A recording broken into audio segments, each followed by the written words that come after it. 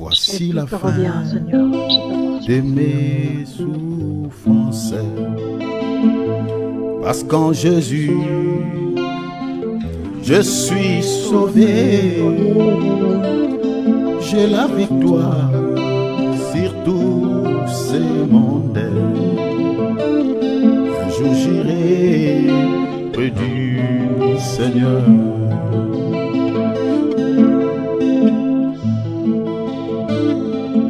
C'est la fin de mes souffrances. Parce qu'en Jésus, je suis sauvé. J'ai la victoire sur tous ces mondes. Un jour j'irai près du Seigneur. J'irai là-bas, parmi les anges, près de Manuel, me consoler. Passant mon temps à la louange, devant Jésus, un grand merci. Devant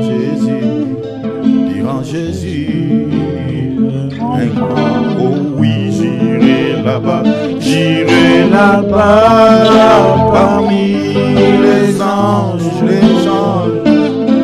près de Manuel, me consoler. Passant mon temps à la louange, devant Jésus, un grand merci. Devant Jésus, un grand merci. Voici maintenant, je suis devenu citoyen du ciel. J'ai une vie nouvelle en Jésus. Ma vie passée a été louée. Je ne peux plus y retourner. J'irai là-bas, parmi les anges, près d'Emmanuel, me consoler. Passant mon temps à la louange, devant Jésus, un grand merci. Devant Jésus, un grand merci. J'irai là-bas, parmi les anges, près d'Emmanuel, me consoler. Passant mon temps à la louange, devant Jésus, un grand merci. Devant Jésus, un grand merci. Devant Jésus, un grand merci.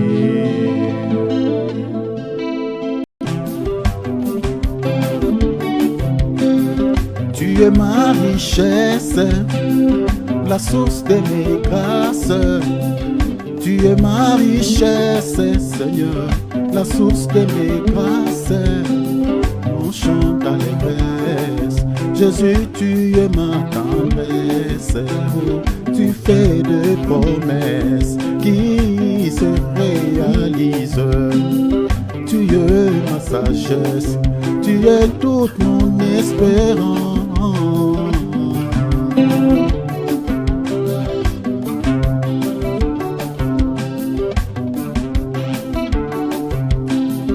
Tu es ma richesse, oh, la source de mes grâces, Seigneur.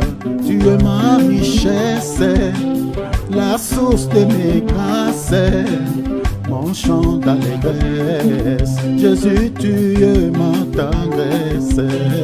Tu fais des promesses qui se réalisent. Oh, tu es ma sagesse, tu es toute mon espérance.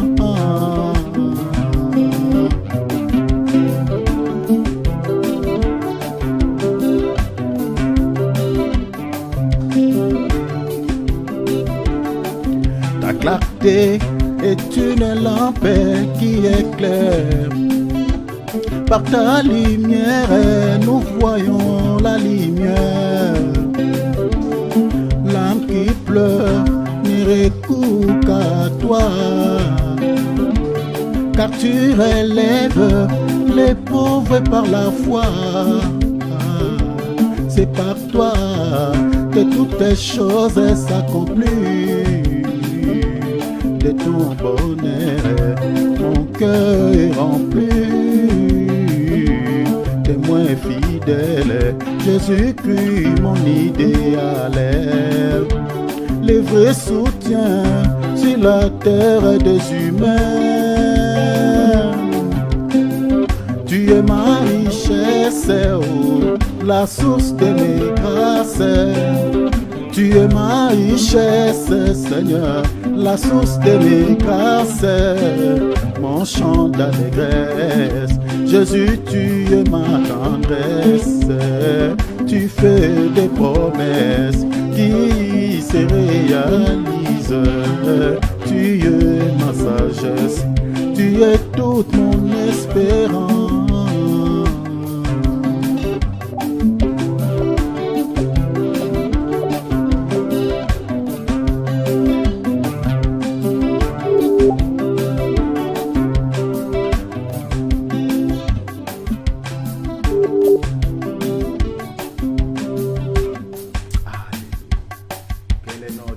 Soit béni. Alléluia. Gloire à Dieu. Prenons nos Bibles, prenons nos calepins. Nous allons partager la parole. Alléluia. Frère David, tu peux m'aider avec ces petits cartons, s'il te plaît. Voilà, nous sommes en train de partager sur cette même thématique. Je crois déjà par la grâce de Dieu. Merci mon frère. Par la grâce de Dieu, aujourd'hui, nous sommes le lundi. Donc, ce mercredi déjà, je toucherai directement les 4 clés. Donc, ce mercredi, je toucherai directement sur les 4 clés. Et puis, nous allons mettre un point virgule par rapport à ça. Et après cette thématique, nous allons partager quelque chose encore de bien. Par la grâce du Seigneur. Je crois, parce que le Seigneur m'avait donné aussi quelque chose, parce que chaque fois, le Seigneur donne toujours la nourriture et la provision. Des provisions, il y a pleinement de provisions que le Seigneur nous donne. Vraiment, il est merveilleux, il est magnifique. Voilà. Nous sommes en train de partager sur 4 clés indispensables pour qu'une prière soit efficace. Le but de ce thème, c'est que nous voulons comprendre pourquoi des fois certaines prières ne sont pas exaucées. C'est-à-dire, tu peux prier, tu peux jeûner, mais et après, il n'y a pas l'exaucement, il n'y a pas la réponse. C'est ça la raison pour laquelle nous sommes en train de partager sur ce thème. Il y a d'autres qui témoignent, mais peut-être toi, tu ne témoignes pas. Il y a d'autres même qui changent les ensemblés, qui vont ailleurs pour pouvoir chercher la délivrance de leur vie. À cause de quoi? Parce que selon lui, il dit que bon, notre pasteur n'a pas de puissance ou dans notre assemblée, il n'y a pas de puissance. Est-ce que ça, vraiment, tout ça là, ce sont des raisons qui peuvent faire de sorte que nous puissions peut-être aller chercher des miracles ailleurs? Voilà les raisons pour lesquelles nous sommes en train de faire cette étude. Ces messages concernent tout le monde, que ce soit les hommes de Dieu, que ce soit les fidèles. Parce qu'il y a des hommes de Dieu aussi qui doivent faire l'examen. Pourquoi dans mon église, les gens ne sont pas délivrés? Pourquoi? Parce qu'il y a beaucoup de chrétiens qui s'inquiètent aussi par rapport à ça. Donc vous pouvez faire toute la semaine, il n'y a pas un témoignage. Ce n'est pas normal. Là où il y a l'Esprit de Dieu, là où il y a la présence de Dieu, les gens viennent avec leurs problèmes, retournent avec leurs problèmes. Il faut qu'il y ait quand même si le Seigneur ne va pas régler tous les problèmes de l'église du coup, parce qu'il y a plusieurs raisons aussi. Mais il faut qu'il y ait quand même les témoignages au milieu de nous. Ça, c'est aussi un élément. Nous-mêmes aussi, les fidèles, nous devons aussi s'examiner. Est-ce que les pasteurs manquent vraiment réellement l'onction pour pouvoir, que le Seigneur puisse l'utiliser pour pouvoir guérir les malades ou réaliser tant de miracles comme on voit dans la Bible? Les fidèles aussi doivent s'examiner. L'homme de Dieu peut avoir l'onction, mais si toi ton cœur n'est pas bon, ou ton cœur n'est pas préparé, n'est pas pur, la prière de l'homme de Dieu sur toi sera inefficace. La Bible dit, ne posez pas les mains avec précipitation. Pourquoi le Seigneur met cette restriction à ses serviteurs? Parce qu'il sait qu'il y a des gens qui viennent et voilà. Il prend un homme de Dieu comme un magicien. Comme le témoignage que je vous avais donné ici. On a prié pour quelques cas ici. Mais les gens, ils veulent un Dieu qui guérit tout simplement. Mais son cœur, il ne veut pas Jésus, voilà. Donc il veut un Jésus sauveur, mais pas un Jésus Seigneur. Alors que nous recevions Jésus-Christ dans nos vies comme Seigneur et Sauveur. Donc il est sauveur, il peut nous guérir aussi. Mais il est aussi Seigneur. Mais il y a d'autres personnes qui disent non, moi je veux seulement qu'il soit mon Sauveur, pas mon Seigneur. Alors, ça ce sont des soucis que nous retrouvons au milieu des enfants de Dieu. Voilà pourquoi ma prière, pourquoi le Seigneur ne m'exauce-t-il pas, pourquoi ma souffrance continue toujours à être là, pourquoi je suis toujours malade, pourquoi je suis toujours attaqué, pourquoi. Alors, le but de ce thème, c'est ça. Alors, nous avions dit qu'il faut s'examiner. Nous avons longuement parlé, si vous pouvez réécouter les vidéos que nous avions fait, donc vous allez être richement bénis, vous allez comprendre encore d'autres choses. Alors, nous sommes en train de dire ceci, que la clé d'abord principale qui peut décanter toutes les situations négatives dans nos vies, c'est le nom de Jésus. Ça, c'est la clé passe-partout qui ne rate pas. Jésus, il a donné son nom comme étant un pouvoir à nous les chrétiens. Le Seigneur ne nous a pas laissé plusieurs formules pour pouvoir chasser les démons ou pour pouvoir trouver des solutions. Donc, il nous a pas. Vous lirez la Bible et vous ne trouverez nulle part. À part quelques révélations qu'on peut recevoir par les Saint-Esprit, mais ce n'est pas tout le temps aussi, qui peut un tout petit peu contredire peut-être les Écritures. Parce que Dieu est souverain. Dans sa souveraineté, il peut vous orienter autrement.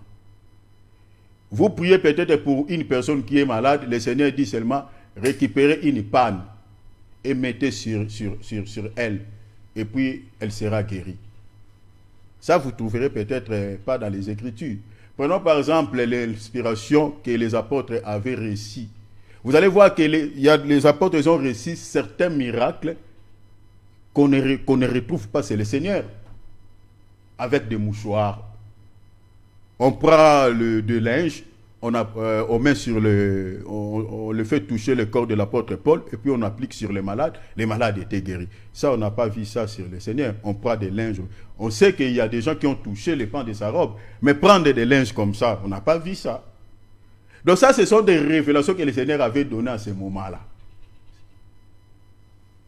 Mais ce n'est pas aussi tout le temps, comme on voit ça dans la Bible. Bon, ça va, vous aussi, vous devez amener vos mouchoirs. Viens, vous allez les faire toucher mon corps et puis vous allez appliquer. Non. Non. Donc, ce sont quelques cas comme ça qu'on retrouve dans la Bible. L'ombre de l'apôtre Pierre pouvait aussi guérir les malades. L'huile aussi, on peut faire l'application d'huile aussi sur les malades. On prie pour l'huile et puis on applique pour une... Prenons par exemple une sœur, par exemple, pas une sœur seulement, mais je prends les cas, pourquoi une sœur? Je prends les cas par exemple d'une personne, d'un enfant de Dieu qui a des problèmes au niveau de la peau. Vous comprenez? Il a un problème, vous voyez vraiment qu'il a essayé peut-être tous les médicaments, mais il a toujours les soucis avec sa peau, il gratte, il y a des boutons, il y a tout ça. Là, on peut faire maintenant une formule magique, mais dans les Seigneurs. C'est amène une huile d'olive. On prie pour cette huile. On fait un 24 heures, on prie pour ça. Je vous donne un témoignage. j'avais prié pour un frère qui avait le problème de santé, qui toussait, qui est en Angola. Il est serviteur, il a aussi une église. Ces problèmes-là dérangeaient tellement, mon frère Cyril connaît ce témoignage. Et donc, quand ça durait tellement longtemps, donc quand ça commence, il y a la respiration qui monte. Et donc, si on ne fait pas quelque chose, la personne part. Il a essayé tous les médicaments, ça ne marche pas. Il est allé à l'hôpital, on ne voit pas la maladie. Donc c'était tellement compliqué pour lui et ça inquiétait la famille. Et dernièrement, quand cela a commencé, donc sa femme pleurait parce qu'on voyait que son mari est en train de partir. C'est lui qui nourrit la famille, il ne pouvait plus aller au travail, c'était compliqué. Alors sa femme m'avait appelé, il dit en tout cas, regardez la situation vraiment qui nous inquiète ici. Regarde, il y a ça, il m'a expliqué. Je dis, bon, ça va, de telles situations, bon, ça va acheter une huile d'olive, n'importe quelle, j'avais dit acheter seulement une huile. On va faire un jeûne de 3 jours. Comme lui, il est malade, il va jeûner légèrement. Légèrement. Donc, il va boire beaucoup plus. Donc, je lui avais donné quelques conseils comment il va faire. Mais moi, je vais jeûner complet, je vais faire le jeûne complet, et puis, on va prier le Seigneur. On a commencé le premier jour. Lui, il était là. Je dis, comme on est de loin, moi, toi, tu es en Angola, moi, je suis en Europe ici. Donc, mettez toujours l'huile. Quand on prie là, il y a une onction qui va descendre le premier jour, le deuxième, le troisième, va entrer dans cette huile-là. Hey, mes bien-aimés. On commence le premier jour. Là, on est dans la montagne. Ah, ça chauffait tellement. Le 3e jour, je lui ai dit, c'était la nuit, je lui ai dit, applique cette huile sur ton corps. Et quand tu es tenté de le mettre sur ton corps, dis au nom de Jésus-Christ. Toute semence que le diable a semée ici sort, parce qu'il toussait tellement. J'ai dit, ça va entrer même dans ton sang, parce que quand tu mets quelque chose sur ton corps, lui, ça entre dans le sang là. Je dis, ça va entrer dans ton sang, va localiser la source, l'origine de cette maladie-là. C'est que l'ennemi a semé. Mais bien aimé, vous savez, quand on prie, ne cherchez pas des mots ailleurs. C'est-à-dire, on fait l'invocation. Si vous voulez comprendre bien, la prière, c'est une invocation. Comme on voit de chez le diable, en fait, tout ce que vous voyez dans le monde, dans les camps de l'ennemi, le diable, en fait, il a fait copie-coller de notre Dieu. Mais dans le sens du mal. Parce que Jérémie 33 dit quoi? Invoque-moi, non? C'est une invocation. On ne dit pas prie, invoque. Ça, c'est vraiment d'autres dimensions qu'il faut chercher Dieu. Si vous lisez plusieurs livres de psaumes, vous allez voir David invoquer Dieu. Ah, vous voyez?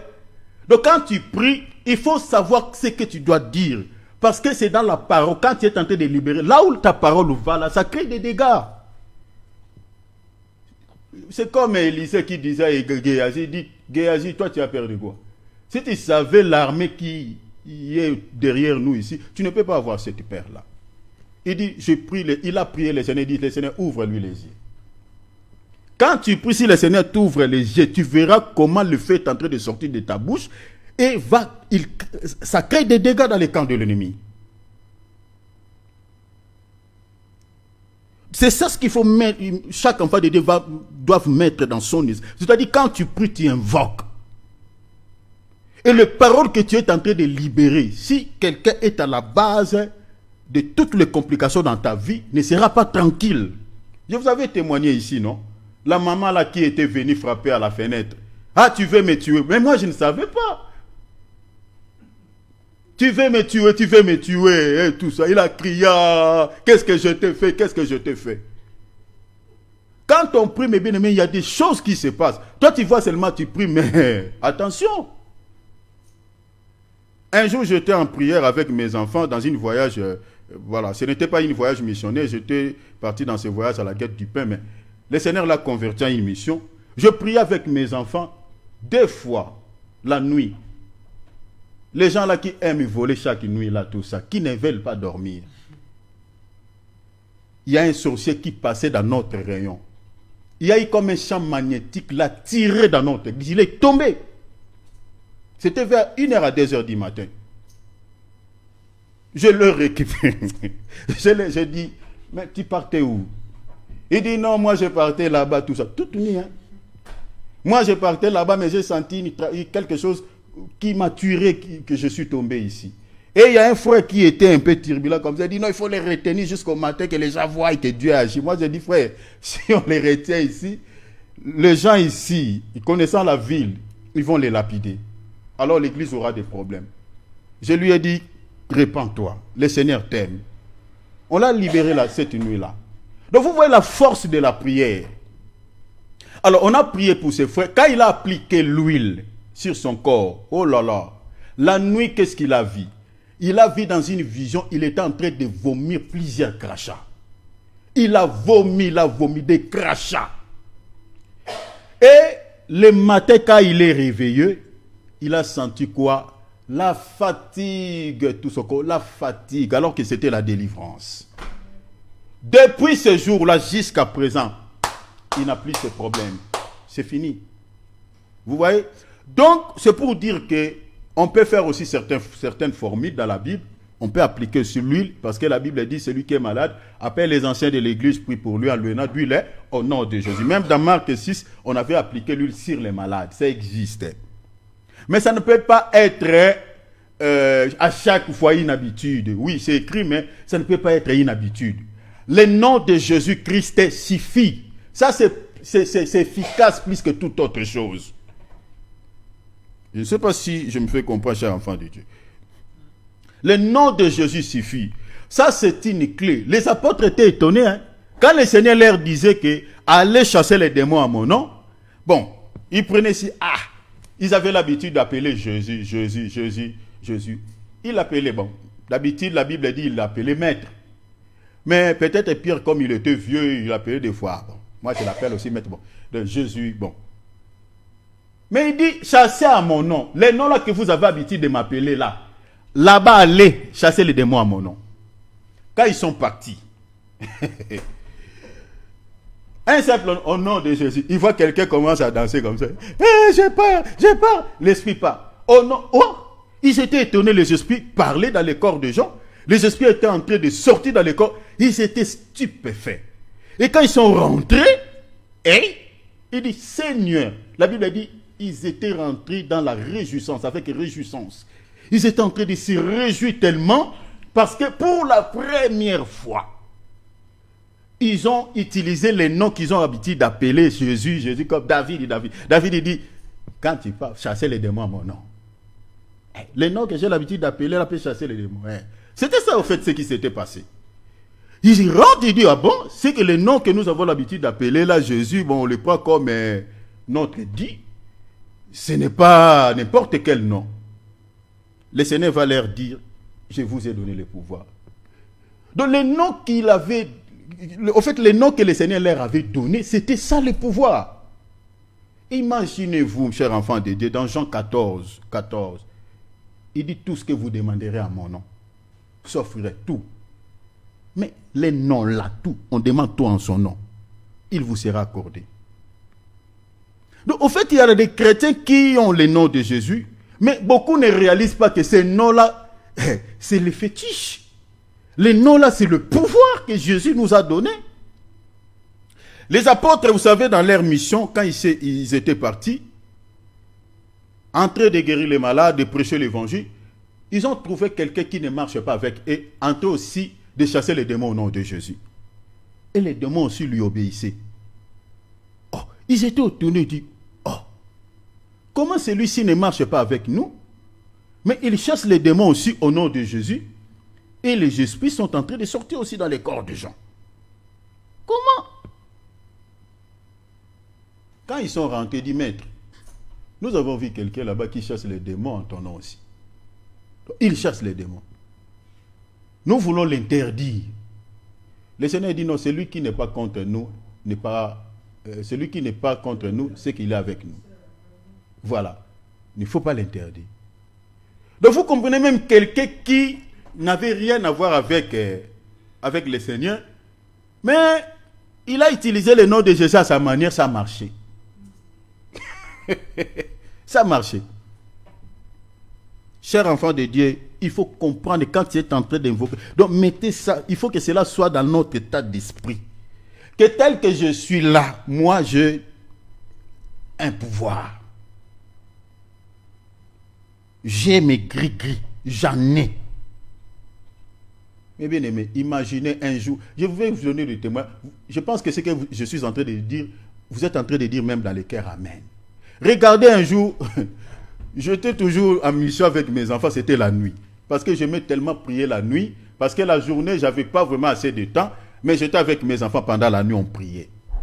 Alors dans ce village-là plutôt, il y avait tellement de choses. Alors on a envoyé quelque chose, c'est-à-dire un esprit, mais dans les canards, au fait. Hein, on a placé cet esprit dans les canards qui criait. Hein, et là-bas, dans ces villages, on l'appelle ça mon âme. Donc, s'il arrive là où vous êtes, c'est-à-dire vous pouvez être frappé de ces problématiques, de ces mauvais sorts. Donc, c'est-à-dire ça injecté comme un mauvais sort.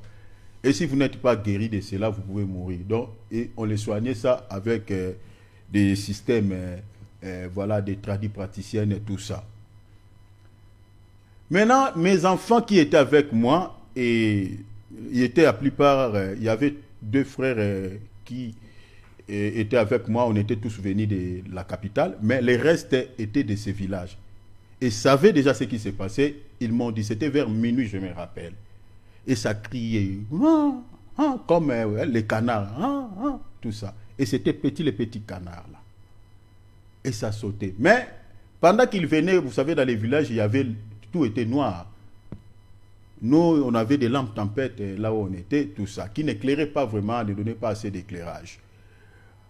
Alors pendant que ça venait, moi j'ai entendu, et les enfants ont entendu, maintenant la peur a envahi tout le monde. Et j'étais avec un bien-aimé qui s'appelait Louzo, qui aimait tellement la prière. Je me rappelle que le bien-aimé avait eu besoin d'aller au petit coin pour aller faire pipi. Mais le bien-aimé n'a pas pu aller à la toilette parce que la toilette était à l'extérieur. Le bien-aimé a fait pipi à l'église, juste au coin, à cause de la peur. Vous savez, la peur est ennemie de la foi. Quand la peur prend place dans votre esprit, tu ne peux pas vaincre ton ennemi. Pendant que ça venait, j'ai senti en moi aussi un peu de frissons, tout ça. Je suis sorti à la porte de l'église, la nuit. En me tenant à la porte comme ça, je ne vois rien. J'attends seulement les sons. Je ne vois rien. Je regarde, je ne vois rien. Et tous mes enfants étaient là, en train de dormir, mais ils ne dormaient pas en réalité, mais ils entendaient. Mais la peur, il y a d'autres qui avaient mis même les couvertures jusqu'à la tête comme ça. Ils attendaient seulement les heures de la prière pour qu'ils se réveillent. Je me tenais là. Qu'est-ce que j'ai fait? J'ai dit, Seigneur, ouvre-moi les yeux. Je vais voir ce qui est en train de crier comme ça. Chers enfants, je ne vous mens pas, je vous dis devant le Seigneur Jésus-Christ, je suis du haut de la chair. Le Seigneur m'a ouvert les yeux. Je vis, c'est là où j'ai compris que c'était comme un petit canard. Mais en réalité, ce n'était pas même un canard. C'était un objet qui ressemblait à un canard. Un esprit, au fait, mais qui avait pris cette forme. Et qui venait en sautant comme ça, en sautant. Mais bien aimé, quand j'ai vu ça, j'ai senti une onction descendre sur ma tête. Je le poursuivis. J'ai dit au nom de Jésus. Mais bien aimé, ce machin est sauté comme si, vous savez, quand on voit le tennis, quand donc comme, je ne sais pas, comme un dessin animé qu'on avait regardé quand on était des petits enfants, qu'on appelait Youpi, quand on jette quelque chose. C'est sauté comme ça, mes bien-aimés, est entré dans la forêt. Tao! Un seul au nom de Jésus. C'est sauté et puis disparu. Et les gens qui étaient aux environs, qui entendaient ça, les gens du village, qui connaissaient ces choses, directement les gens commencent à prier au nom de Jésus, au nom de Jésus, au nom de Jésus. Et mes frères, ils m'ont suivi, on commence à prier. Et la chose a disparu et c'était fini. Et quand nous sommes rentrés, j'ai dit, levons-nous, nous allons maintenant prier. On a commencé la prière de 1h, donc jusqu'à 4h du matin. Vous savez, c'est ça pour vous dire que le nom de Jésus n'est pas n'est pas un simple nom. On a l'habitude de dire au nom de Jésus, mais chers enfants de Dieu, c'est tout un pouvoir que le Seigneur nous a légué. C'est tout un pouvoir. Donc quand tu es en train de dire au nom de Jésus, mets ça dans ton esprit que le nom que tu es en train de citer là, s'il y a un occultiste à côté de toi, il ne saura pas si c'était les heures et il voulait peut-être faire ses histoires, il ne saura pas faire. Parce que toi, tu es en train de prier. Tel que nous sommes en train de prier là, tous ça, s'il y a, il ne pourra pas. Il ne pourra pas fonctionner. Alors, j'avais dit tantôt aussi que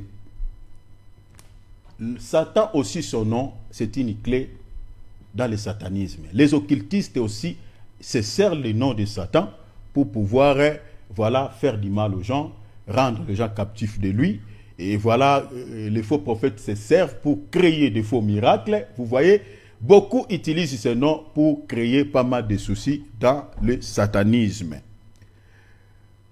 Mais n'oubliez pas, le diable peut réaliser de faux miracles, peut faire semblant de délier les gens, mais en réalité, il rend plus captif. Il ne délivre pas. Il ne délie pas. Le diable ne délie pas, ne délivre pas. Mais il a plus la capacité d'utiliser sa clé pour lier quelqu'un, rendre quelqu'un captif. Donc, délier, ce domaine de délier, c'est spécialement à notre Seigneur Jésus-Christ. Parce que la Bible dit, si le Fils vous a franchi, vous serez réellement quoi? Libre. C'est le Seigneur qui a la capacité de lier et de délier une personne. Alors, nous avions dit tantôt aussi que l'ennemi tel qu'il est là, il marche toujours sur les traces de notre Seigneur et Sauveur Jésus-Christ. Notre Seigneur a eu plusieurs appellations dans la Bible, comme on avait dit. Il est appelé Adonai, Maranatha, Jéhovah Nissi, Tsidkenu, voilà, Jéhovah Rapha, voilà. Tous ces noms ou toutes ces appellations, c'était bel et bien lui-même. Le diable aussi, il a fait la copie-coller. Pour pouvoir aussi avoir plusieurs appellations. Mais comment le diable cache son nom ou ses appellations dans des divinités? Quand vous entendez Bouddha, quand vous entendez Shiva, tout ça, c'est le nom de Satan. Donc, toutes les idoles que vous connaissez dans ce monde qui portent des noms, ce sont les appellations de Satan. C'est toujours lui. Parce que, comme notre Dieu porte plusieurs noms dans la Bible, lui aussi, il a plusieurs noms, mais son nom se cache dans des divinités. Baal, Tammuz, voyez, Astarté, Asherah, même la divinité de Père Noël est là. Que les gens aiment mettre, ici j'aimerais même dire ça, cette divinité de Père Noël que les gens aiment mettre dans leur maison. Vous mettez l'arbre de Noël à côté, vous placez encore l'image de Père Noël dans votre maison. Mais c'est une idole. Même cet arbre-là, c'est une idole. Beaucoup ne savent pas. L'arbre vert là que les gens l'ont. Beaucoup de gens aiment coopter les choses du monde, mais peu de gens cherchent à comprendre d'où viennent ces choses. L'origine de ces choses vient d'où? Ça vient d'où? Ce que nous sommes en train de célébrer comme fête. Les enfants de Dieu aiment coopter les choses du monde. Le 8 mars. Le 8 mars, c'est écrit où dans la Bible? Ce n'est pas notre sujet. Mais tout ça, ce sont des idoles. Donc quand on dit Père Noël, c'est quoi? C'est quoi dans la Bible, Père Noël, c'est quoi? Et tu vois un chrétien, il dit, Père Noël va faire des cadeaux. Il met le Père Noël dans sa fenêtre comme un voleur. Donc cette nuit, il va entrer dans ma maison. Et c'est le démon qui va entrer dans ta maison. Il faut que nous puissions se débarrasser de la convoitise du monde. Il faut qu'on se débarrasse de cela. Alors, il utilise aussi plusieurs appellations. Donc, toutes ces divinités que vous connaissez, ce n'est rien d'autre que lui-même, mais il a pris, on a créé des noms, tout ça, mais c'est lui. Parce que, comme j'avais soutenu ça avec l'écriture de 1 Corinthiens chapitre 10, verset 26, l'apôtre Paul dit, est-ce qu'une idole est-elle quelque chose? L'apôtre Paul dit nullement. Donc l'apôtre Paul dit qu'une idole est un démon. En réalité, une idole était Satan. Je suis désolé pour les bien-aimés, certaines personnes qui se prosternent devant la statuette de Marie. C'est une idole. À l'époque de notre sœur Marie, il n'y avait pas les appareils photo. Qui avait pris notre sœur Marie photo? Maintenant, la statuette, là, tout ça, forme de... Est-ce que notre sœur Marie était comme ça? Ça, c'est de 1. De 2, ils disent que voilà, Vierge Marie. Est-ce que Marie est morte vierge? Donc vous voyez tout ça là, on complique la vie des enfants de Dieu. La Bible nous demande-t-elle de prier Marie? Nous disons non. Donc c'est l'idolâtrie, tout ça. Donc, tout ça. Alors, c'est le diable qui se cache. C'est-à-dire, une idole, c'est un démon. Vous êtes en train de penser, vous êtes en train de prier, je ne sais pas quelque chose, mais en réalité, vous êtes à communion avec les démons. Or, quand vous êtes à communion avec les démons, c'est-à-dire que vous êtes en alliance. Et ta vie peut être visitée à tout moment. Alors, j'avais tantôt dit encore que les noms, au fait, le diable utilise ces noms pour pouvoir compliquer la vie des enfants de Dieu. Attends, je vais voir mes notes. Donc, ces noms-là. Alors, vous allez voir même dans la Bible, il y avait même la guerre des noms. Comme je vous avais montré à la lumière des Écritures, l'Écriture de 1 Roi chapitre 17. On voit Élie est en train d'invoquer les noms de l'Éternel. Les prophètes de Baal aussi étaient en train d'invoquer Baal.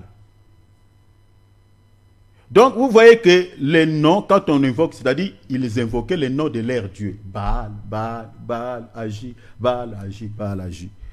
Et on a vu que Baal ne pouvait rien faire devant notre Dieu. Et Élie, il a invoqué le nom de l'Éternel. L'Éternel a répondu. Alors, on voit, même quand l'Église va partir en enlèvement, le diable essaiera d'imposer son nom à toute l'humanité qui rateront l'enlèvement. Selon Apocalypse chapitre 13. Il va imposer sa marque.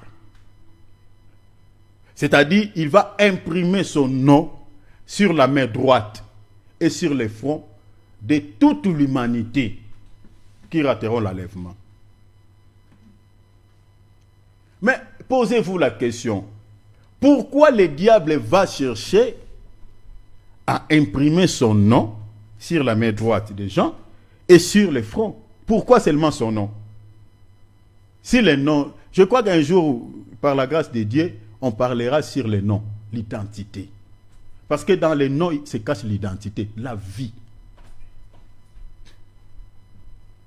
Donc, les noms que le diable va imprimer sur la main droite et sur le front de Jean, les noms-là, j'avais dit que, parce que dans la Bible, les noms représentent le pouvoir, mais représentent aussi la parole. Donc, au fait, les gens de cette époque-là auront une connaissance diabolique, et c'est cette connaissance-là qui les permettra de pouvoir agir, mais dans le mal. Donc, les noms comme parole, parce que c'est la parole qui nous donne la connaissance. Donc, imprimé sur la tête ici, c'est l'image de la connaissance. Imprimé à la main droite, c'est l'image de l'action ou des œuvres. Donc, ils vont pratiquer des œuvres, ils vont poser des actes par rapport à la connaissance qu'ils ont quoi? Qu'ils ont réussi cette mauvaise connaissance. C'est-à-dire, ça sera une idole. Parce que beaucoup pensent que la marque de la bête, tout ça, non, ça ne sera pas décaché. Ça n'a rien à voir avec des puces. La marque de la bête, ce n'est pas aussi le 666. En tout cas, laissez-moi vous dire quelque chose ici. Parce qu'il y a pas mal de confusion aussi par rapport à ça. Beaucoup, quand ils voient quelque chose écrit 666, tout se dit, hey, ça c'est la marque de la bête, je ne peux pas l'acheter. Hey, achète. Est-ce que c'est à ce temps ici que la marque de la bête sera donnée? Mais pourquoi vous avez peur d'acheter un objet qui a le nombre 666? Parce qu'il faut aussi lire la prophétie. Il faut aussi lire, regarder aussi l'état de l'accomplissement de cette prophétie. Vous savez, il y a des choses qui sont importantes quand on lit une prophétie. La prophétie, quand on la lise, il faut les placer dans le temps et dans l'espace. C'est très important.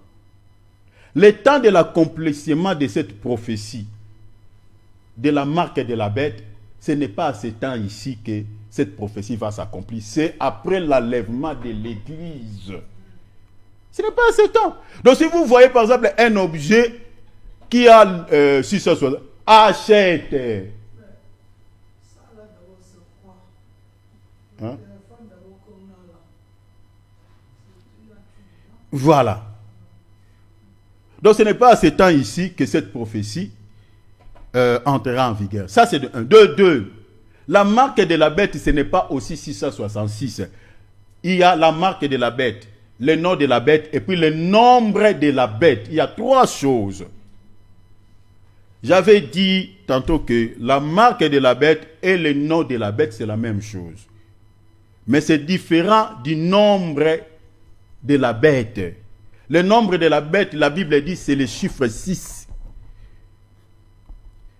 Et maintenant, le chiffre 6, là, on le multiplie 3 fois. Ça veut dire quoi? Parlons d'abord du chiffre 6. Le chiffre 6, c'est le chiffre d'homme. Le texte nous donne déjà la réponse, dit, c'est le chiffre d'homme. L'homme a été créé quantième jour? 6e jour. Maintenant, pourquoi on dit c'est le chiffre d'homme? C'est-à-dire, la bête là dont on parle, il sera vraiment charnel. Ses actions, ses œuvres seront de la chair. Il sera vraiment purement charnel. Il va poser des actes de la chair. Donc il n'y aura rien de spiritualité avec lui. Vous comprenez? Il sera vraiment très très charnel. Maintenant quand on dit le chiffre 6 multiplié 3 fois, donc fois 3, 666, ça on parle de la trinité de Satan. Les 3 chiffres là, 666, c'est la trinité de Satan. Parce qu'il faut comprendre que les diables, comme je viens de dire, ils marchent sur les traces de notre Dieu. Dieu s'est manifesté pour la première fois comme Père, comme Fils, et puis comme Esprit. Le diable aussi, il a ça. Il est le père du mensonge. Il est le fils de la perdition. Il est aussi l'esprit d'erreur.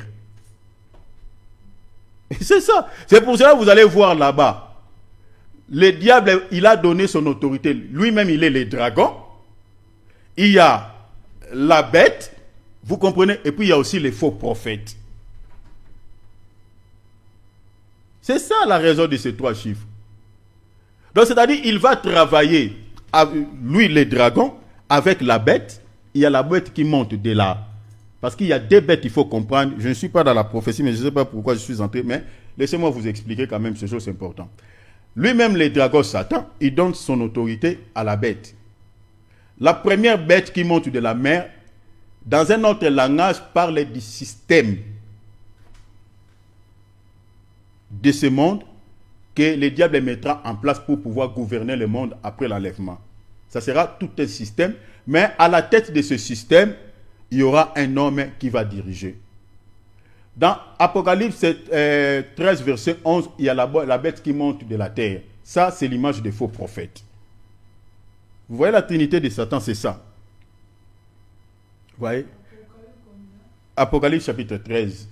Lisez tout le chapitre. Alors, la marque de la bête et le nombre de la bête sera aussi le faux Messie. Or, le vrai Messie, son nom, c'est la parole. Vous comprenez? Alors, c'est la parole. Or, quand on parle de la bête ou la marque de la bête, en réalité, il se présentera comme le faux Messie.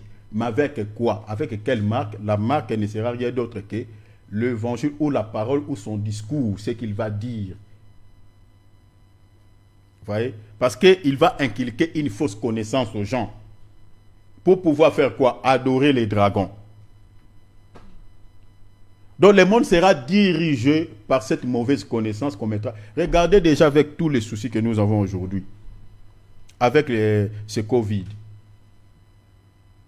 Il y a certaines écoles, si vous n'avez pas pris, vous n'avez pas les certificats, votre enfant n'aura pas l'accès à l'école.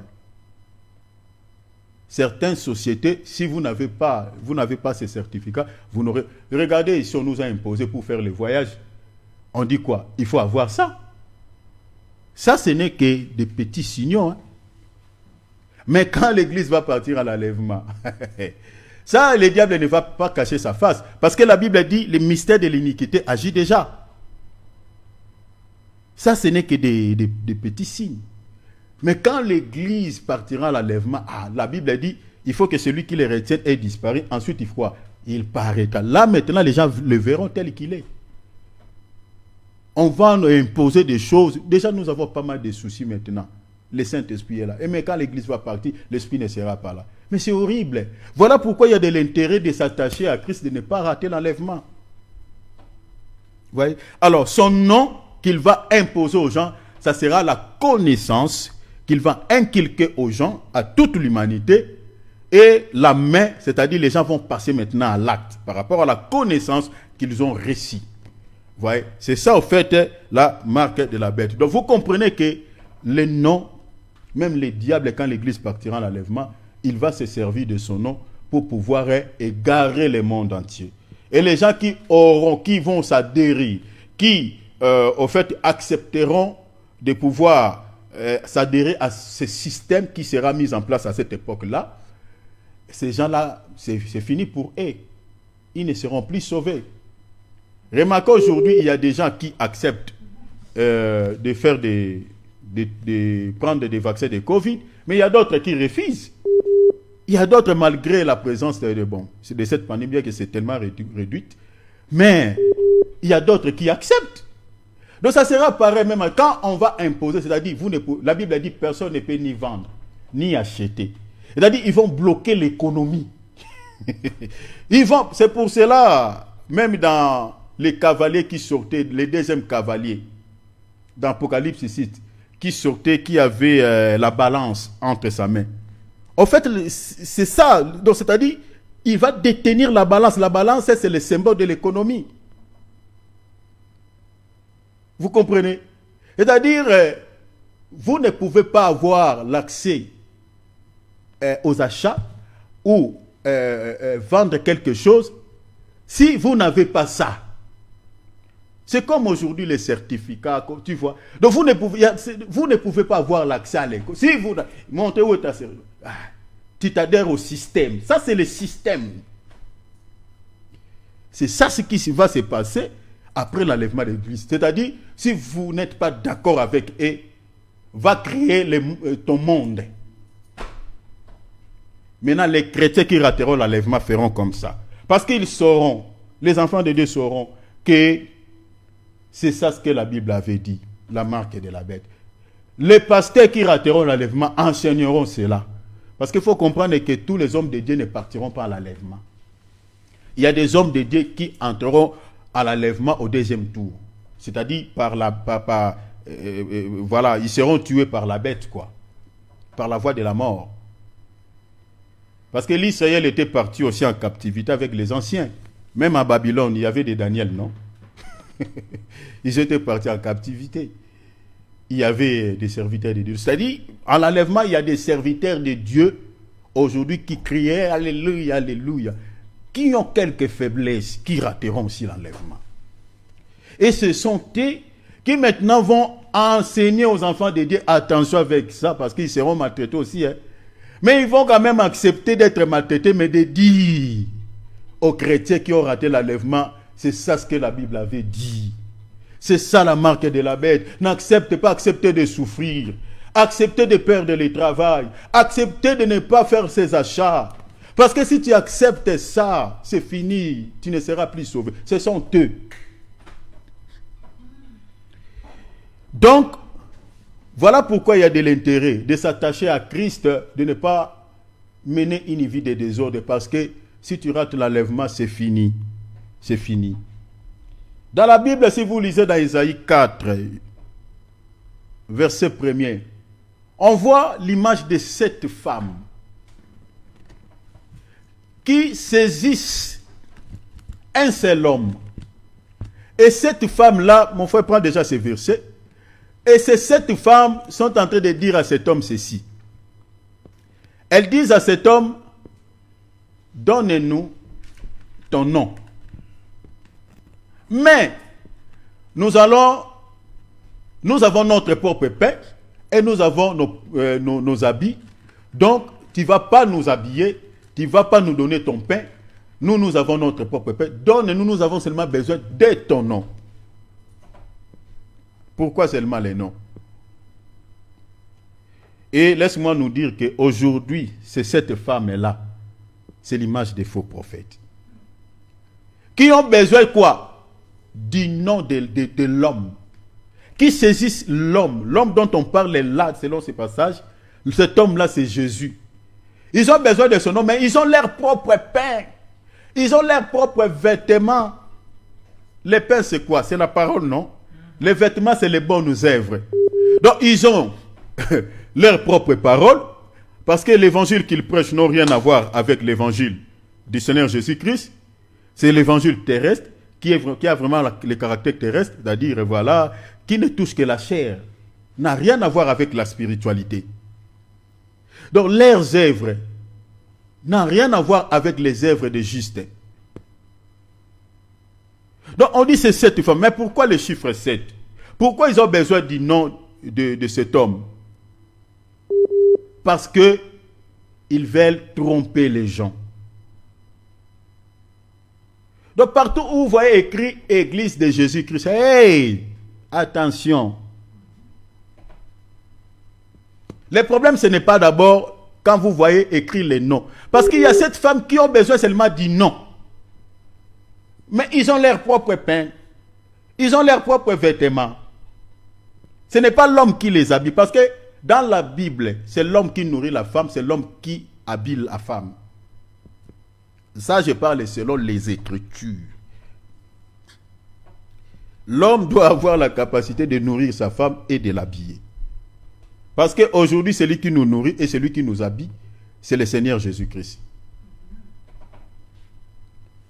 Donc, physiquement aussi, c'est ça. Donc, l'homme doit avoir la capacité de nourrir la femme et de les vêtures. Alors, mais ces femmes, c'est vraiment le contraire. Et ils disent, nous avons notre propre pain et nous avons nos habits, mais nous voulons seulement avoir ton nom. C'est ça l'image de toutes les églises des faux prophètes. Ils ont le nom de Jésus, mais si vous vérifiez à l'intérieur les pains qu'ils mangent, les pains, ce n'est pas les pains de vie. C'est l'évangile qui ne sauve pas. C'est l'évangile qui ne traite pas l'âme, mais qui caresse au sens du poil. Ah, je dis à quelqu'un, cette année tu ne mourras pas pauvre. Mais, oui, c'est bien bon, nous avons aussi besoin de tout ce qui est matériel. Mais si l'âme n'est pas sauvée, que sert-il à un homme de gagner le monde entier? Vous voyez, s'il perd son âme. La raison pour laquelle nous avons accepté d'abord Christ dans nos vies comme Seigneur et Sauveur, ce n'est pas d'abord pour la chair. Non. Dieu n'a pas donné son Fils à la mort pour sauver d'abord les corps. Non, loin de là. Ou pour les choses de ce monde, loin de là.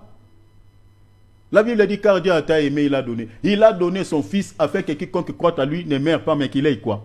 La vie éternelle. La Bible ne dit pas qu'il ait les mariages, qu'il ait la santé. Oui, on a besoin, Jésus aussi nous guérit. Mais le but d'abord primordial, c'est d'abord que nos âmes soient sauvées. Donc si vous êtes dans une église où on vous prêche la bonne parole, restez là. La parole qui soigne l'âme, qui guérit l'âme, qui vous délivre, qui délivre vos âmes d'abord. Bien qu'il faut qu'il y ait aussi l'équilibre, on peut aussi prêcher sur les choses parce que nous en avons besoin. Mais il faut donner plus du poids à ce qui est spirituel. Alors le cas de cette femme, c'est vraiment différent. Et la femme, vous voyez que la Bible dit qu'ils utilisent aussi le chiffre 7. Or, le chiffre 7, c'est le chiffre de la marche vers l'achèvement. Parce que la Bible nous parle de cette église de l'Asie mineure. Ça, c'est l'épouse du Seigneur. C'est-à-dire l'église là, cette église, en réalité, il n'y a pas cette église. Il y a une seule église qui marche vers l'achèvement. Parce que le chiffre 7 parle de l'achèvement. Le 7e jour, Dieu acheva son œuvre. Vous voyez cela? Donc, 7 parle de l'achèvement. C'est-à-dire l'église est en train de marcher vers l'achèvement, c'est-à-dire vers l'enlèvement. Alors, ces femmes ici, qui sont l'image des fausses églises, ils utilisent aussi le chiffre 7. C'est-à-dire, cela veut dire quoi dans un langage purement simple? C'est-à-dire ces femmes en réalité, ils sont avec nous jusqu'à l'enlèvement de l'église. Là où se trouve l'épouse du Seigneur, elle aussi, elle est là. Donc, elle sera là jusqu'à l'enlèvement. Et là, maintenant, ils vont se joindre à la bête. Donc, tel que nous sommes là, il faut mettre ça dans la tête. Il y a aussi les 7 femmes qui n'ont rien à voir avec les 7 églises de l'Asie mineure. Voilà pourquoi chaque enfant de Dieu, il faut vérifier toujours la parole que vous écoutez. Si vous écoutez mal la parole de Dieu, votre salut est en jeu. Il faut vérifier le pain que la femme là est en train de vous servir. C'est très important. Alors, ces femmes-là, donc ils utilisent le nom. Vous comprenez que le nom a une place importante dans nos vies. Mais regardez, par exemple, on va lire une écriture, je crois que mon temps est épuisé. Dans 2-3 minutes, je m'arrête. Vous allez voir que le pouvoir, comme je viens de dire, de lier ou de délier, le Seigneur l'a donné à l'Église. Lier ou délier. Lisons 1 Corinthiens chapitre 5. Frère David, prends 1 Corinthiens chapitre 5. Rapidement, mon frère, on va lire les versets 1 jusqu'au verset 5. Rapidement, on va lire 2 versets, puis on va s'arrêter. Rapproche les micros, mon frère, s'il te plaît. 1 Corinthiens chapitre 5, verset 1er jusqu'au verset 5. On a entendu dire généralement qu'il y a parmi vous de l'impudicité. On a entendu également parmi vous qu'il y a quoi? Qu'il y a des impudicités. Et une impudicité telle qu'elle ne se rencontre pas même chez les païens. Continue, mon frère. Surtout au point que l'un de vous a la femme de son père et vous êtes enflé d'orgueil. Et vous n'avez pas été plutôt dans l'affliction, afin que celui qui a commis cet acte... Celui qui a commis... Suivez bien ici, mes bien-aimés, l'Église détient un pouvoir, mes bien-aimés, qu'on ne retrouve pas dans ce monde. Regardez ici comment on peut traiter une personne qui n'écoute pas, qui refuse les conseils des hommes de Dieu. Regardez, on dit quoi? Celui qui a commis cet acte fut ôté du milieu de vous. Celui qui a commis cet acte soit ôté au milieu de vous. Continuez. Pour moi, absence de corps, mais présent d'esprit, j'ai déjà jugé comme si j'étais présent. Ok. Celui qui a commis un tel acte, au nom du Seigneur Jésus, vous et mon esprit. Vous et mon esprit. Vous voyez comment l'apôtre Paul est en train de... C'est ça lié. Hein? On va faire quoi? Vous et mon esprit étant ensemble avec puissance de notre Seigneur Alléluia. Jésus, qu'un tel homme soit livré à Satan. Qu'un tel homme soit livré à Satan.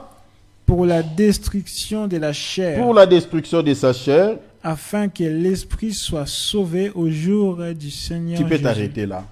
Donc vous voyez ici, l'Église a le pouvoir de pouvoir quoi? Lier une personne. C'est-à-dire lier ici, c'est-à-dire livrer une personne entre les mains de Satan. Or, quand on livre quelqu'un entre les mains de Satan, c'est pour que sa vie soit liée. La Bible dit pour la destruction de son corps. Aujourd'hui, dans nos assemblées, on ne le fait pas vraiment parce que nous sommes pleinement miséricordes que les apôtres. Nous sommes tellement remplis d'amour. Mais je connais quelques églises qui appliquent de telles écritures parce que même dans la loi, quand quelqu'un a la lèpre, on le mettait hors du camp et celui qui a le pouvoir de pouvoir aller vers cette personne hors du camp, c'est le sacrificateur. Personne ne peut saluer cette personne. C'est-à-dire la lèpre, c'est le péché. C'est-à-dire, il y a des enfants de Dieu qui servent le Seigneur. Prenons par exemple, je peux donner un cas. Par exemple, un couple où la sœur est en train de se plaindre pour le comportement du frère dans la maison. Peut-être les frères les tabassent, les frappent trop. Et la sœur est en train de s'inquiéter parce que le frère peut être en train de la maltraiter tout le temps. Ou le frère a d'autres maîtresses à l'extérieur qu'elle. Et la sœur réclame, elle vient à l'église, elle demande, il dit au pasteur, il dit, regardez, je suis avec les frères. Il faut que les frères soient aussi de cette assemblée. Si un païen, en tout cas, ça ne marche pas. Il dit, regarde les frères, comment ils se comportent. Je lui ai attrapé avec des messages de d'autres maîtresses. Regarde ça, avec des preuves. L'Église va inviter le frère.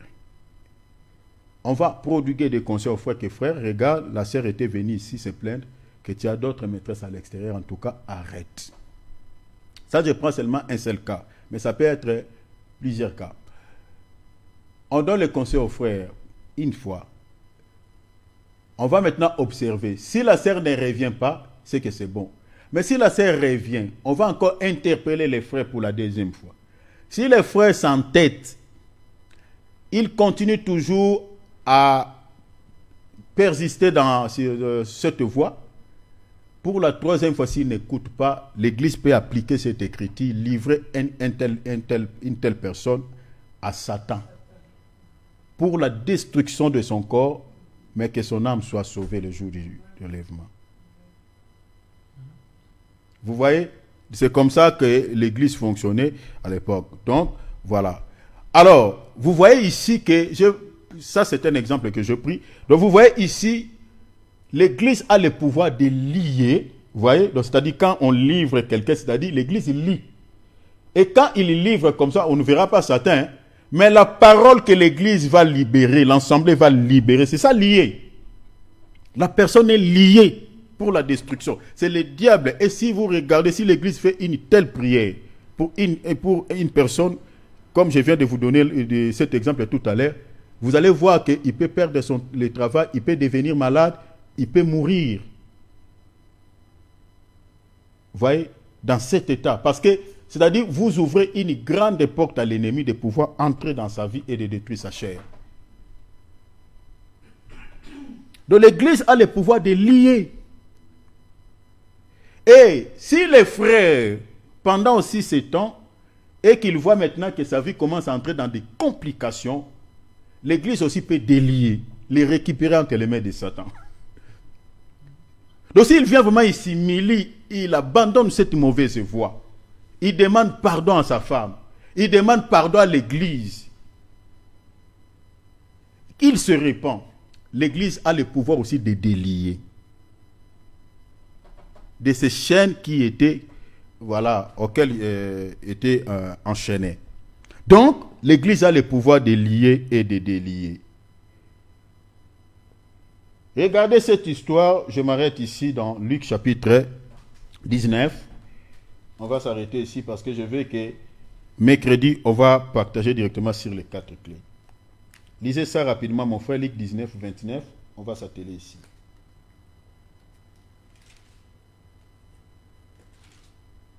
Rapidement, mon frère. Luc 19, chapitre 29. On va lire jusqu'au verset 35. Lorsqu'il s'approcha des Bethphage et lorsqu'il s'approcha des Bethphage, attends, je vais lire dans la traduction Sassi parce que ici c'est bien expliqué. Je lis dans la traduction Sassi 1759. Frère David, toi tu prends seulement Matthieu 16, 18. Ici je lis rapidement dans cette traduction. Étant arrivé près de Bethphage et de Béthanie, à la montagne qu'on appelle des Oliviers. La Bible dit quoi? Il envoya des disciples. Verset 30. Il leur dit, allez-vous-en à ce village qui est devant vous. En y entrant, vous trouverez un anneau lié. Ici, l'anneau qui est lié, c'est l'image d'une personne. Il dit, sur lesquels un homme n'a jamais monté, déliez-les et me l'amener. Donc vous comprenez déjà ici, on voit que l'Église a reçu un pouvoir de délier, celui que le diable a lié. Parce que ici le Seigneur envoie les disciples, ici les apôtres, pour pouvoir quoi? Délier l'anneau. L'anneau ici c'est l'image d'un enfant de Dieu qui est lié par l'ennemi. Regardez la suite. Il dit, verset 31, si quelqu'un vous demande, si quelqu'un là c'est le diable ou le maître qui ils ont mis l'anneau dans cet état de lien. Il dit, si quelqu'un vous demande pourquoi vous les déliez, parce que les esprits aussi peuvent nous résister. Ils disent, pourquoi vous les déliez, tout ça. Au nom de Jésus, le maître en a besoin. Libérez. Vous dites, pourquoi vous les déliez? Vous lui répondrez. Vous lui répondrez là. C'est ça la clé. C'est ça la clé que le Seigneur leur avait donnée. Cette parole-là, déjà, vous lui répondrez. La parole est là, c'est ça la clé. Parce qu'il est la parole. Vous lui répondrez ainsi que le Seigneur en a besoin. 32. C'est qu'il envoyait, partir donc et trouvèrent l'anneau comme il leur avait dit. Vous savez, le Seigneur n'était pas là où l'anneau se trouvait. Parce que le Seigneur, il est Dieu. Le Seigneur savait que parmi toutes ces créations, il savait qu'il y a un anneau qui est lié. Vous savez, tel que nous sommes ici, le Seigneur connaît qui sont liés. Le Seigneur sait. Il sait qu'il y a des liens dans la vie de tels. Et le rôle des ministres de Dieu, c'est de pouvoir délier tous les enfants de Dieu qui sont liés par l'ennemi. Parce que les deux disciples ici, c'est l'image des serviteurs de Dieu. Donc un serviteur de Dieu a reçu un pouvoir auprès de Jésus de délier les anneaux. Vous comprenez? Donc toutes les ânesse que l'ennemi a liées, un serviteur de Dieu a la capacité de pouvoir délier tous ces anneaux, tous ces enfants de Dieu qui sont liés. Le Seigneur leur dit, il dit quand ils sont partis, et comme il est délié, ce qui appartenait, vous comprenez que les créateurs, en réalité l'anneau appartenait à Jésus parce que c'est lui le créateur. Mais l'anneau ne pouvait plus appartenir à Jésus. Pourquoi? Parce qu'il était lié. Et comme il était lié, donc du coup, il appartenait aux gens qui l'avaient mis dans cet état. C'est l'état de certains enfants de Dieu. En réalité, tu appartiens à Jésus parce que c'est lui qui t'a créé. Mais le fait que tu es lié, tu n'appartiens plus à Jésus, c'est-à-dire tu es sous les tuteurs qui t'ont mis dans cet état. C'est pour ça que moi je dis, un vrai chrétien ne peut pas être lié. Si tu es vraiment un enfant de Dieu, tu ne peux pas être lié. Tu ne peux plus continuer à être sous le joug de l'ennemi. Parce que tu appartiens à Jésus. Tu es comme cet anneau. Pourquoi vous les déliez? Maintenant, ils disent quoi? Il leur dit. Il répondit, c'est que le Seigneur en a besoin. Ils l'amenèrent donc à Jésus et mettant leurs vêtements. Donc vous voyez ici, ils ont libéré l'anneau, comme le Seigneur leur avait dit, le Seigneur en a besoin. Je suis en train de dire à quelqu'un, quels que soient les liens familiaux, quelle que soit votre famille, on dit que voilà, personne n'avancera. Vous allez tous être liés par cette maladie. Vous serez tous liés par ces problématiques. Moi, je crois au nom de Jésus-Christ, tu es l'anneau que le Seigneur avait dit, allez délier cet anneau. Ce soir, peu importe le lien familial qui peut te retenir, par le nom de Jésus-Christ, qui est une clé, qui est un pouvoir, que la maladie là qui te lie, le souci là qui te lie, ce problème là qui te lie, que tu sois relâché de cela maintenant, au nom de Jésus-Christ. Que tous les liens familiaux soient rompus par le nom de Jésus. Tous ces ficelles invisibles qui te retiennent captif de l'ennemi soient rompus par le feu au nom de Jésus.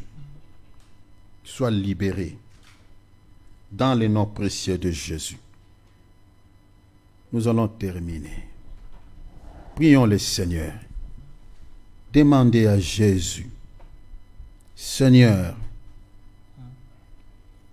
je veux que ton nom, Seigneur, quand je l'utiliserai dans mes prières, que ma vie ne soit plus la même. Quand j'invoquerai ton nom, tu dois dire ça à Jésus. Quand j'invoquerai ton nom dans mes prières, Seigneur, je veux vivre le changement. Je veux voir le changement même dans ma famille. Seigneur, quand j'invoquerai ton nom au sujet de mon fils, au sujet de ma fille, au sujet de mes projets, Seigneur, que le changement affecte ma vie, affecte ma famille, affecte mes projets. J'ai compris que, Seigneur, ton nom, c'est le pouvoir que tu nous as légué. Et Seigneur, s'il te plaît, je veux que dans mes prières, que je voie différemment ton nom. Je l'invoquerai et tu me délivreras. Prions, demandons de l'aide. Prions, alléluia. Prions, alléluia. Prions, alléluia. Prions, ouvrons nos micros. Alléluia. Prie le Seigneur.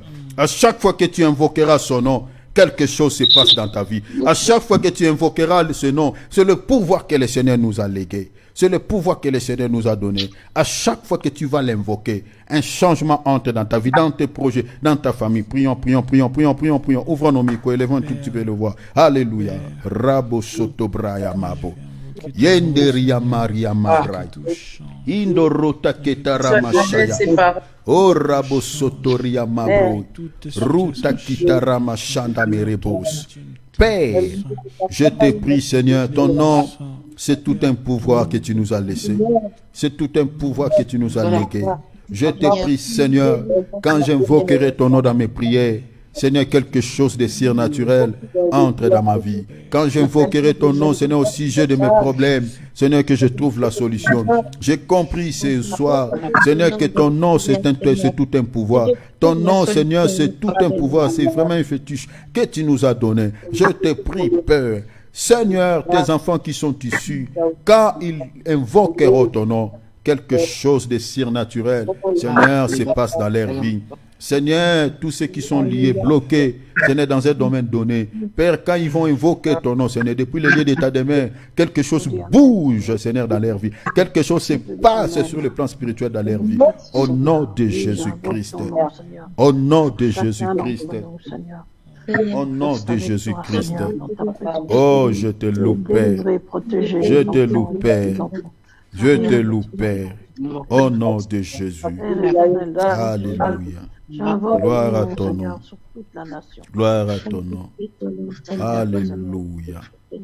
Oh Ramachanda de Rebrodaketa. Alléluia. Restons calmes, je vais. Alléluia. Dans le nom de Jésus. Amen. Au nom de Jésus. Bonsoir à tous. Je t'aime fort. Mettons ton micro, Maman Jolie, en mode silencieux, s'il te plaît. Ça fait des bruits. Maman Jolie, mets ton micro en mode silencieux. Seigneur, je te loue, je te bénis. Merci pour le temps que tu m'as donné avec mes frères, avec mes sœurs. Je fais ma part, Seigneur, mais je te prie que tu puisses, notre Dieu, expliquer, Seigneur, que donner plus de l'éclairage à cette exhortation qui a été donnée, Seigneur, ce soir à tes enfants. Je te prie, Seigneur, tous ceux qui ont écouté, Seigneur, ces messages, quand ils vont, Seigneur, invoquer ton nom, que quelque chose de surnaturel se passe dans leur vie. Je te prie, Seigneur, dès ce moment où tous tes enfants ont écouté ces messages, ont compris que le nom de Jésus est un pouvoir que le Seigneur nous a légué. Je te prie, Seigneur, quand, Seigneur, chacun de nous va invoquer ce nom, va utiliser ce nom, quelque chose de surnaturel se passe dans sa vie. Père, accompagne, Seigneur, ta parole par des signes et des prodiges. Au nom merveilleux de Jésus-Christ. Je remets cette nuit entre tes saintes mains, Père. Ça soit une nuit de paix. Je te prie, Seigneur, que cette nuit parle-nous au travers des songes et des visions au nom de Jésus. Seigneur, s'il te plaît. Parle-nous, révèle-nous, Seigneur, ta pensée. Révèle-nous des choses cachées. Au nom de Jésus. À toi l'honneur, à toi la gloire. Au siècle des siècles.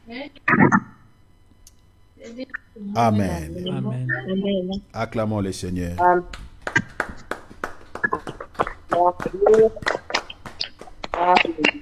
Voilà un petit communiqué. Demain, nous avons encore un jeûne de 24 heures. Donc, aujourd'hui, Je crois qu'il y a certains qui descendent déjà. Donc, il y a les autres qui vont descendre après.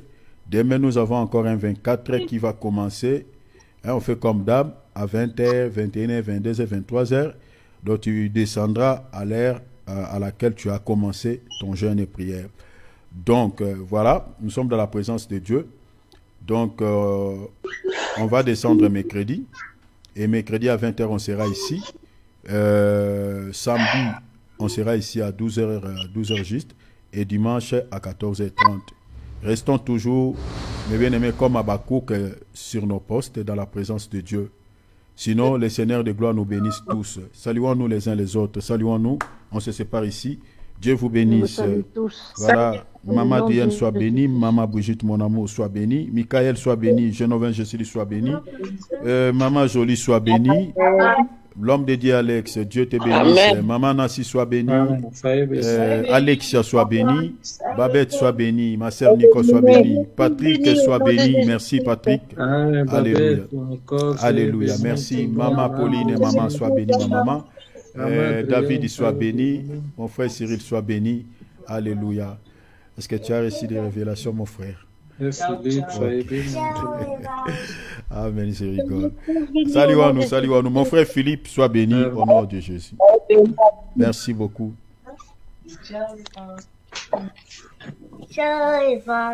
Ciao, bébé. Ah, mon bébé. Alexia, ciao. Dieu te bénisse. Maman Nassi, sois béni. Amen, papa. Amen. Amen. Maman Nassi, soyez béni. Oh, maman Brigitte, bonne nuit, maman.